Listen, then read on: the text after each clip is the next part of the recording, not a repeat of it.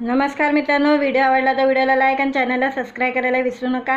आज या व्हिडिओमध्ये देऊळ बंद 2 चे 11व्या दिवसाच्या कलेक्शनबद्दल जाणून घेऊया। आजच्या व्हिडिओमध्ये देऊळ बंद 2 हा चित्रपट 21 मे रोजी संपूर्ण महाराष्ट्रात प्रदर्शित झाला होता।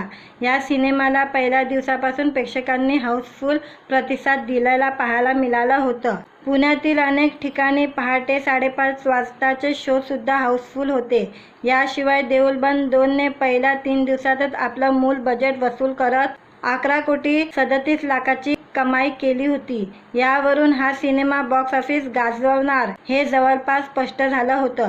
आता नुसतं देऊळ बंद 2 च्या कलेक्शन संदर्भात एक आनंदाची बातमी दिग्दर्शक प्रवीण तरडे यांनी सोशल मीडियावर शेअर केलेली आहे।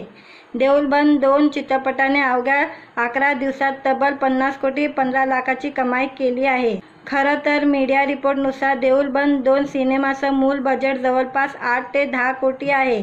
त्यामुळे सिनेमाच्या कलेक्शनची आकडेवारी पाहता मूळ बजेटपेक्षा 5 पट कमाई करून आता देऊळ बंद 2 सिनेमावर ब्लॉकबस्टरची पार्टी लागली आहे।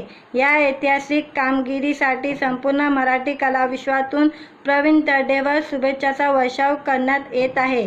देऊळ बंद 2 चित्रपटाच्या कमाईत 10व्या आणि 11व्या दिवशी मोठी वाढ झालेली पाहायला मिळाली आहे। पहिल्या 8 दिवसात एकूण 32,82,00,000ची कमाई केली होती आणि 11व्या दिवशी 50,15,00,000 रुपये कमवले होते। प्रवीण तरडेंनी सोशल मीडियावर पोस्ट शेअर करत 11व्या दिवसाच्या कलेक्शनची माहिती चाहत्यांना दिली आहे।